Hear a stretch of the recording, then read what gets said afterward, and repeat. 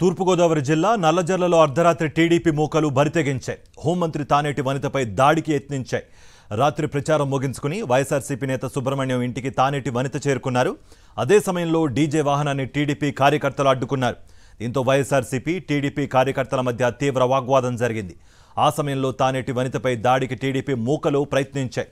వెంటనే అప్రమత్తమైన సెక్యూరిటీ సిబ్బంది హోంమంత్రిని సురక్షితంగా ఓ గదిలో ఉంచారు. పచ్చ బ్యాచ్ దాడిలో పలువురు వైఎస్ఆర్సీపీ నేతలకు గాయాలయ్యాయి. పలు వాహనాలు, ఫర్నిచరు ధ్వంసమయ్యాయి. పచ్చమూకలు దాడి చేసిన దృశ్యాలు సీసీ కెమెరాల్లో రికార్డయ్యాయి. ఉద్రిక్తతల నేపథ్యంలో నల్లజర్లలో పోలీసులను భారీగా మోహరించారు.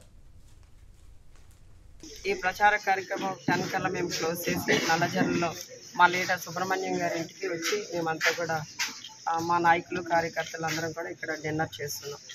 డిన్నర్ చేస్తున్న సమయంలో కొంతమంది తెలుగుదేశం పార్టీ నాయకులు రాళ్లతో దాడి చేయడం జరిగింది. అటువైపు రోడ్డు మీద నుండి వెళ్తూ రాళ్ళు వేసడం జరిగింది. మన వాళ్ళందరూ కూడా అదంటే వాళ్ళు అరుచుకుంటూ తిట్టుకుంటూ వెళ్తున్నారు. వాళ్ళు వచ్చి చెప్పడం జరిగింది నాకు. అంటే ఈరోజు ప్రోగ్రామ్ చెప్పాలంటే ప్రచార కార్యక్రమం చాలా బాగా జరిగింది. అందరూ కూడా చాలా ఉత్సాహంగా పాల్గొనడం జరిగింది. ఈ కార్యక్రమాన్ని చూసి వాళ్ళు తట్టుకోలేక కడుపు మంటతో ఏవో అట్లా చేసి ఉంటారులే పిచ్చి పనులు అని చెప్పి సమర్థించుకున్నాం. పెద్దగా పట్టించుకోలేదు. కొద్దిసేపటికి మళ్ళీ మొత్తం ఒక 30 నుండి 50 మంది వరకు అందరూ ఒకేసారి మూకమ్మడిగా వచ్చేసి ఇక్కడ సుబ్రహ్మణ్యం గారి ఇంటికి నేను ఇక్కడే ఉన్నాను.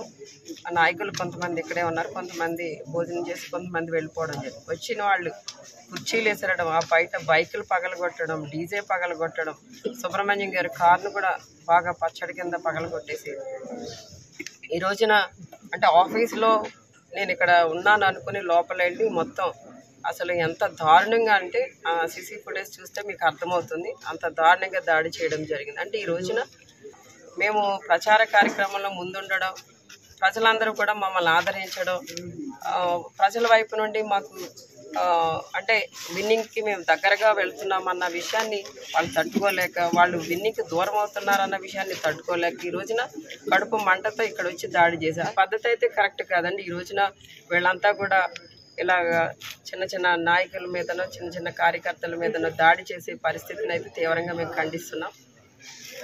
ఆల్రెడీ కేసు పెట్టడం జరిగింది, కంప్లైంట్ ఇవ్వడం జరిగిందండి. ఎఫ్ఐఆర్ ఫైల్ అవుతుంది. విచారణ జరిగిన తర్వాత దాన్ని బట్టి నిర్ణయాలు ఉంటాయి. మా నమ్మకం నువ్వే జగన్, మా నమ్మకం నువ్వే జగన్, మా నమ్మకం నువ్వే జగన్.